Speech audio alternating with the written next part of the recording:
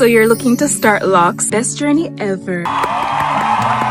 In today's video, I'm going to be breaking down the 5 most popular methods to start locks, just so you can find out which one is the perfect fit for your hair. First method we have to start locks is the comb coil method. With this method, it can be used with any hair type, but it's mostly used with people who have tighter hair textures only because it unravels easily. What I can say for the comb coil method is that I noticed people that started their locks with comb coils, their hair tends to be more neat, more cylindrical. It's almost like there's not much bumps and dents and dips on the length of the locks itself. If symmetry is important to you, then I think comb coils would be the best fit. Once they mature, they're pretty much very even all the way down. For example, you know how I would have bumps and dents along my locks? Comb coils is pretty much very even and straight. I've seen softer hair textures get locks using the comb coil method, just that holds better when your hair texture is like coilier or kinkier because it doesn't unravel super quick. Comb coils is basically just taking a comb and twisting the hair around like this, your loose natural hair. So the tighter your hair texture, it would hold and last longer. The second way you can start locks is by 2-strand twisting your hair. We all know what 2-strand twisted hair looks like. With the 2-strand twist method, I feel as though it doesn't unravel as quickly as comb coils does because it's 2 sections of the hair twisted around together. This makes it much more secure. This method is quite easy because it's like getting small 2-strand twists and just never taking them out.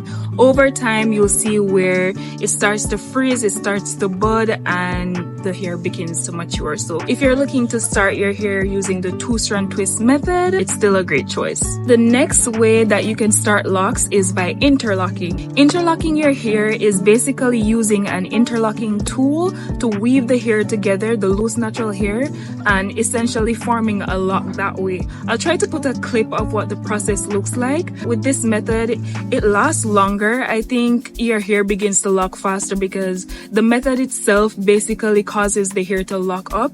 It's good if you have an active lifestyle or if you live in a harsher environment and you want the hair to last longer and look neater, then interlocking would be the best method for you. You don't have to maintain it as often as the other methods. It tends to look more kept. The interlocking method is a great method because I feel like it prevents the hair from unraveling way quicker than the comb coiled method or the 2-strand twist method. And it's very secure. If you're an athlete or you're very busy and you need for your hair to last a long time, interlocking would be the go-to method for you. If you have softer textured hair too, I think interlocking is best because it would keep all the flyaways secured, all the frizzes more secured when you interlock.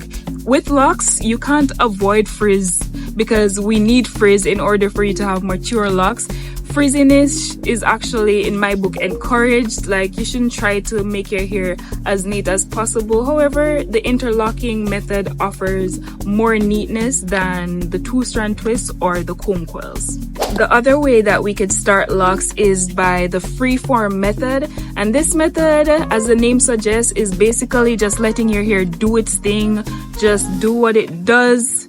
No manipulation, you just leave your hair to be. This gives your locks a very carefree, very natural look because you don't have any parts. You can't predict how your locks are going to turn out. They have different shapes, different sizes, and I actually watch a couple people here on YouTube that have freeform locks. I love to see freeform locks. Honestly, I feel like people that rock freeform locks, they're very courageous, knowing that we live in a society that judges you instantly based off of your looks, and locks already have a lot of different stigmas. When you have freeform locks, I know it's a different type of courage. And yeah, just wanted to mention that you can start your locks by doing nothing, just leaving your hair. This is a great method if you just want the simplest way to start locks ever. Literally by doing nothing, your hair will lock up over time because of zero manipulation. Another way that you can start locks, which is the method I use, instant locks, and that's by using the crochet needle. It's actually called the crochet method. Yes, so using the crochet method, you just take your loose natural hair, when you have the crochet tool, you just go back and forth with the tool, and what this does is instantly form a locked hair. So I'll put a few pictures of how my hair looked when I was finished instant locking it. Still had a lot of frizz. It was still spongy. It wasn't solid like how my mature locks feel solid now.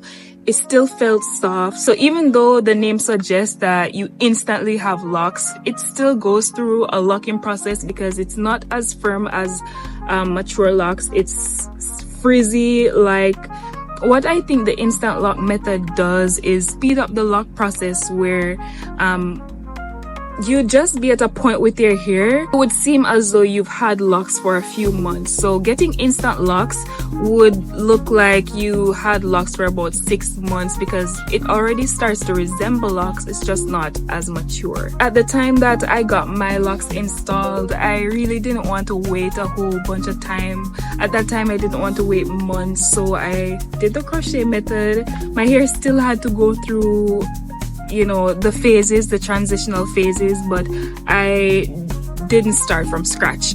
This is how my hair looks 4 years in after doing the crochet method. I noticed that not a lot of people on YouTube have instant locks, so I feel like I need to talk about my instant lock journey more. Next method that we have for starting locks is actually lock extensions. The methods are similar, where you would use like locks that were pre-made and crochet it onto your hair. What most people do is they actually start their locks off with extension, and then when their own hair grows out, they cut the extension off. But that's actually an amazing way to start off your locks if you don't want to go through any of the transitional phases, and or if you want to make going through that phase much easier, you could just start off your hair with lock extensions, and as your hair grows out into the lock, you can cut off the extension at any point or even keep it in. It's great if you want to start off your locks with a little length. Like, a lot of people, when they start off locks, usually their hair is really short. If you want to start off with some length, lock extensions would be a perfect fit for you. Whether you go for the neatness of comb coils or the natural vibe of freeform or something in between, there's definitely a method for everyone. If you already have locks, please tell me in the comments which method did you use to start your locks, and if you're thinking about starting your lock journey, tell me which method you're thinking about trying and what your hair type is, and I'll respond and let you know if that is a good method for your hair type. Of course, don't forget to like, share, and subscribe this video if you're loving the lock content and you need someone to be your #1 cheerleader on your lock journey. Thank you so much for tuning in, and I'll definitely see you guys in the next one.